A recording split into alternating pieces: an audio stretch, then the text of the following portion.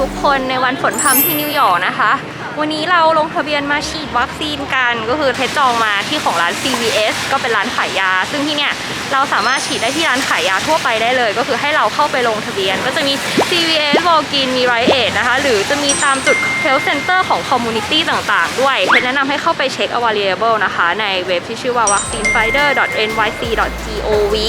ก็เขาก็จะมีบอกเลยว่าจุดไหนว่างบ้างแล้วเราก็ลงทะเบียนเข้าไปฉีดได้เลยนะคะ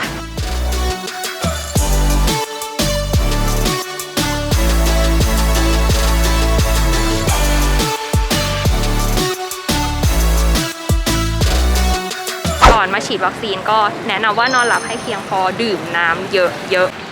ๆหนาววันนี้ฝนตก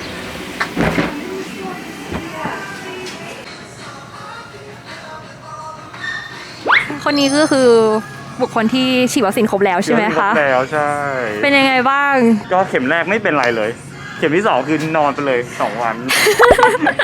เพราะมันไม่เหมือนกันแล้วแต่คนอาการของแต่ละคนแต่ว่าตอนนี้หายแล้วใช่ไหมหายแล้วเรียบร้อยวันนี้คือผู้ร่วมชะตากรรมวันนี้เราลงทะเบียนมาเรียบร้อยแล้วก็เรามาที่ CVS สาขาบรอดเวย์เขาก็ขอ ID แล้วก็ขึ้นมาชั้นบนนะคะก็เดี๋ยวรอฉีด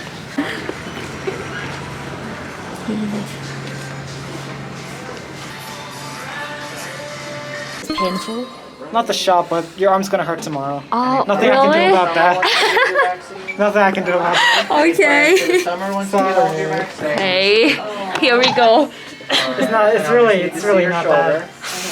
And when you do 500 of them, you get used to it. Okay. Can you move your hair? Okay. Thanks. Can I put somewhere?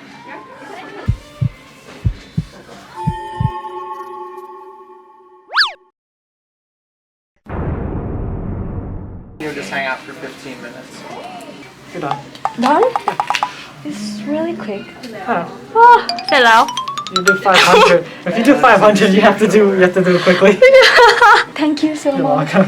So I have to wait here like 15 It's minutes. over there. We'll show you where to sit. Oh, okay. No, just a little. Hi, thank you. Bye. ตอนนี้ก็คือให้รอ 15 นาทีนะคะดูว่ามีอาการอะไรไหมนี่เราก็จะได้เป็น vaccination card แบบนี้ต่อไปก็อีก3 สัปดาห์ก็มาฉีดใหม่ที่เดิมจะบอกว่าโปรเซสทุกอย่างคือมันเกิดขึ้นเร็วมากแบบเมื่อกี้ยังงงคุยกับเขาแล้วก็ปุ๊บเสร็จแล้วแบบเฮ้ยเสร็จแล้วแบบง่ายมากอะเจ็บมากไหมก็ไม่ขนาดนั้นแต่ว่าพรุ่งนี้เขาบอกว่าแขนเราอาจจะยกไม่ขึ้นได้ซึ่งมันก็อันนี้ก็คือแล้วแต่คนนะคะรอบนี้เพชรก็เลือกเป็นไฟเซอร์นะคะโดยที่ไฟเซอร์เนี่ยค่ะเป็นเทคโนโลยีแบบใหม่ก็คือเป็น mRNA วัคซีนซึ่งยังไม่เคยมีวัคซีนประเภทนี้ขึ้นมาก่อนนะคะถ้า mRNA เนี่ยก็จะมีเป็นไฟเซอร์กับโมเดอร์นาเหมือนเป็นการให้เอา mRNA เนี่ยเข้ามาในร่างกายเพื่อให้ร่างกายเราเรียนรู้ที่จะสร้างภูมิคุ้มกันขึ้นมานะคะ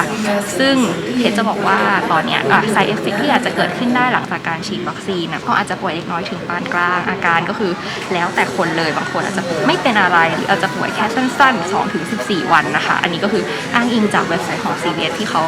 มีให้อ่านโดยที่ตอนที่เราลงทะเบียนแล้วเขาก็จะมีเอกสารต่างๆเกี่ยวกับวัคซีนให้เราอ่านด้วยเราก็อาจจะเป็นไข้หนาวสั่นเพลียหรือว่าท้องเสียอาเจียนอันนี้เป็นอาการทั่วไปที่สามารถพบได้แต่บางคนก็อาจจะมีอาการแพ้อย่างรุนแรงอะไรอย่างนี้ก็ต้องรีบพบแพทย์นะคะก็ถามว่าตอนนี้นักท่องเที่ยวฉีดได้ไหมหรือเป็นคำถามที่หลายๆคนถามมาเอาจริงๆคือเดี๋ยวนี้เพชรก็จองมาปกตินะเขาก็ไม่ให้ฉีดไม่ได้ถามอะไรเรามาพูดถึงประเภทวัคซีนให้ฟังดีกว่าว่าจริงๆแล้ววัคซีนมันมีทั้งหมดกี่ประเภทนะคะอย่างที่เพชรฉีดอันนี้ก็เป็นไฟเซอร์โมเดอร์นาก็จะเป็น mRNA วัคซีนเนาะเป็นเทคโนโลยีใหม่ตามที่เพชรบอกไปแต่ว่า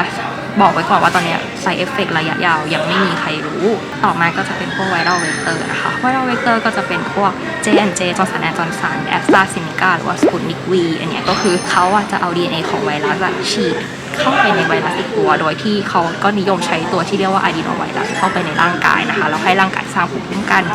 แบบต่อมานะคะก็จะเป็นโปรตีนซับยูนิตและสุดท้ายนะคะก็เป็นวัคซีนเชื้อตายเป็นวิธีการผลิตวัคซีนแบบดั้งเดิมเลยอันเนี้ยฉะนั้นอาการside effectของข้างเคียงต่างๆเราก็พอรู้อยู่แล้วซึ่งตัวนี้ก็คือซีโนแวคนะคะซีโนฟาร์มสำหรับไฟเซอร์ที่เพชรฉีดมันต้องฉีด2 เข็มนะคะห่างกันทั้งหมด21 วันแล้วเราก็รอทั้งหมด14 วันถึงจะเรียกได้ว่า fully vaccinated นะคะอันนี้ก็เป็น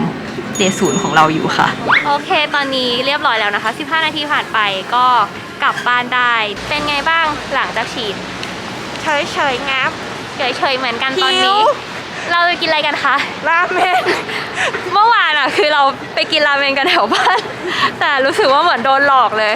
วันนี้ก็จะขอไปแก้มือใหม่นะคะกับร้านราเมนก็ได้ไหมคะ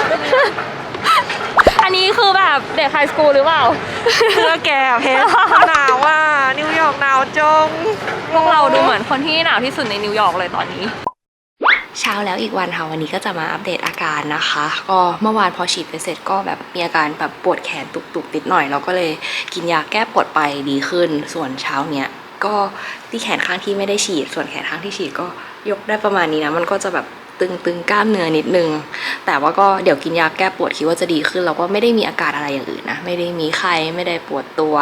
หลับสบายไม่รู้เรื่องเลยค่ะและตอนนี้วันที่เพชรมาที่นิวยอร์กเขาก็เหมือนมีแผนที่จะฉีดวัคซีนให้นักท่องเที่ยวแต่ว่ากำลังเหมือนรอสรุปอยู่คือถ้ามีเขาก็จะฉีดเป็นจอร์นสันแอนด์จอร์นสันให้เพราะว่ามันเข็มเดียวจบแล้วก็จะมีจุดฉีดตามที่ต่างๆนะคะตามพาร์คต่างๆเห็นว่าจะแบบมีเป็นรถเลยยังไงก็แบบรอติดตามตอนต่อไปส่วนเข็มที่2นะคะถ้าใครที่ฉีดไฟเซอร์ก็คืออีก21วันโมเดอร์นา28 วันก็คือเขาก็จะให้ฉีดที่เดิมในระบบเขาก็จะทำนัดให้อัตโนมัติเลยนับไปอีก3 อาทิตย์นะคะเวลาก็คือเป็นเวลาใกล้เคียงกันอย่างหนึ่งที่เราชอบมากเลยว่าพอเราฉีดวัคซีนเสร็จแล้วอะทางฟาร์มาซีค่ะอย่างของเราก็คือ CVS เขาก็จะมีส่งเรคคอร์ดมาให้เราเลยบอกทั้งว่าฉีดที่ไหนคนที่ฉีดชื่ออะไรและที่อยู่ของคนที่ฉีดให้เราอะอยู่ที่ไหนวัคซีนอะไรล็อตไหนหมายเลขทะเบียนของขวดที่เราฉีดนะคะวันหมดอายุฉีดตรงไหนของเราอะบริเวณที่ฉีดนะคะก็จะเป็นกล้ามเนื้อที่แขนซ้ายที่กล้ามเนื้อที่ชื่อว่าเดลตอยนะคะคือเขาก็จะใส่รายละเอียดมาหมดเลยใช้วอลลุ่มเท่าไหร่เภสัชกรที่ดูแลวันนั้นที่เราไปชื่ออะไรคือทุกอย่างละเอียดมากแล้วเขาก็จะส่งมาเป็นอีเมลให้เราเลยอันนี้ก็คือเป็นเรคคอร์ดที่เราต้องเก็บไว้ค่ะก็เดี๋ยวยังไงถ้าได้ฉีดเข็มที่2แล้วจะมาอัปเดตอาการกันอีกทีไม่รู้ว่าจะแบบป่วยหรือเปล่าเพราะหลายคนบอกว่าเข็มที่2เนี่ยก็หนักเอาเรื่องอยู่นะซึ่งระหว่างเนี้ยเราก็ยังต้องกาดไม่ตกใส่หน้ากากล้างมือด้วยเจลแอลกอฮอล์ตลอดเวลาคือเพนรู้สึกว่าที่เนี่ยเขาเริ่มกลับมาใช้ชีวิตปกติกันแล้วแต่ว่าคนยังไม่ได้เยอะและที่ชอบมากคือหน้ากากกับเจลแอลกอฮอล์มันมีทุกที่อย่างถ้าเวลาเราลงซับเวย์แล้วเราไม่มีหรืออยากเปลี่ยนสามารถไปขออันใหม่เขาได้เลยฟรีดีมากตอนนี้นะคะเราก็ว่างก็เลยทำอะไรไปตรวจโควิดกัน ที่นี่นะนอกจากวัคซีนจะฉีดฟรีใช่โควิดก็ตรวจฟรีโดยไม่อั้นใช่ไหมใช่แล้วก็เขาจะมีสปอตที่แบบตรวจอยู่เรื่อยๆเลยมีแบบเป็นหมายถึงว่ามีหลายๆจุดแล้วก็มีทั้งแบบเป็นรถบ้างหรือว่าเป็นเต็นท์บ้างก็สามารถที่จะเดินเข้าไปตรวจได้เลยแล้วคือผลเขาก็จะส่งมาทางอีเมล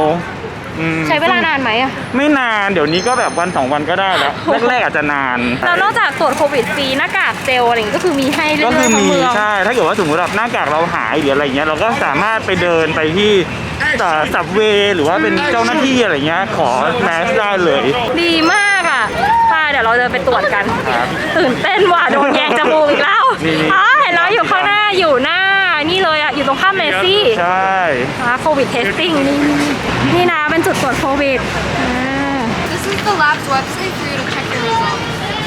ก็คือเราใช้แค่ ID เราได้เลยใช้ ID ไทยก็ได้แล้วก็วิธีการตรวจมีให้เลือก3อย่างคือเป็น Rapid Test เป็น PCR แล้วก็เป็น Antibody Test อันนี้น่าจะเหมาะกับคนที่ฉีดวัคซีนแล้วก็จะดูว่าภูมิขึ้นไหม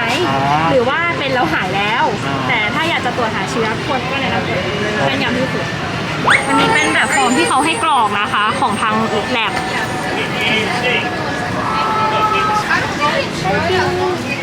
เข้ามาตรวจกันแล้วทุกคนตื่นเต้นว่ะโอเค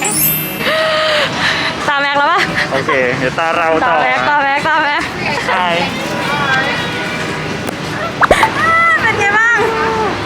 จะบอกว่าครั้งนี้เป็นการแย่ที่ลึกที่สุดแล้วนะจริงเหรอจริงปกติอะแย่แค่แบบข้างนอกอ่ะอันนี้มีแบบลงเข้าไปข้างในแต่อันนี้นานมากเลยนะหมุนแล้วหมุนอีกหมุนแล้วหมุนอีกคือเขาตั้งใจมากใช่ก็คือก่อนกลับไทยถ้าบางทีเขารีควายผลตรวจโควิดก็มาตรวจที่นี่ได้เพราะเขาจะถามเลยว่าใช้สำหรับบินกลับประเทศอะไรอย่างนี้หรือเปล่ามีไฟล์ไหมแต่เราบอกเราแค่อยากรู้ก็โอเคไม่มีอะไรก็คือสามารถใช้เอกสารคือพาสปอร์ตหรือว่าเมื่อกี้ใช้บัตรประชาชนทางเมืองไทยด้วยได้เลยโอเคอะไรก็ได้ก็ชิลมากก็เดี๋ยวมารอลุ้นผลกันนะคะอัป เดตนะทุกคนช่วงนี้ก็คือถ้าใครมาเนี่ยวัคซีนฉีดฟรีและแถมยังได้บัตร 7 Day Metro Card ด้วยนะคะ มูลค่า33 เหรียญเดี๋ยวเราลงไปดูข้างล่างกัน แต่ว่าน่าเป็นยังไง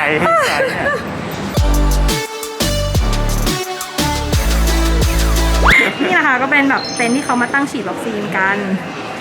ดีมากๆเลยอ่ะ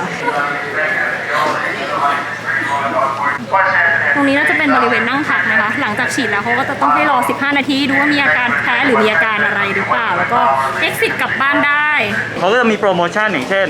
ฉีดวัคซีนแจกเบียร์1 ขวด หรือฉีดวัคซีนฟรีสัปเวไลท์1 สัปดาห์ คุ้มมาก ก็คืออันนี้ที่ฟรีก็จะเป็นวันช็อตก็เป็นจอร์สันแอนด์จอร์สัน ใช่ นะ ซึ่งมันก็โอเคแล้วที่จริง ใช่ ก็คือเขานำกลับมาใช้แล้ว แล้วก็ ใช่ มันค่อนข้างง่ายด้วยฉีดเข็มเดียวก็คือจบเลย ใช่ เราอยู่ที่สถานีเพนสเตชันนะ ก็คือถ้าใครมาก็ลองดูอัปเดตต่างๆได้มันก็เปลี่ยนที่ฉีดฟรีไปได้เรื่อยๆ แต่คิดว่าต่อไปเดี๋ยวพวกทัวริสต์วัคซีนที่เขาบอกจะทำเอาไปรถบัสอ่ะก็น่าจะมาเร็วๆนี้แล้วแหละ มันก็จะเข้าถึงแบบแหล่งท่องเที่ยวเลย ใช่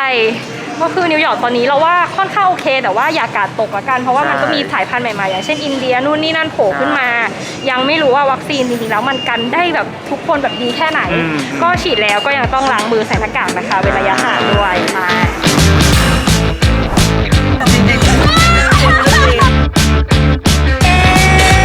สมคำล่ำลืออร่อยตาวา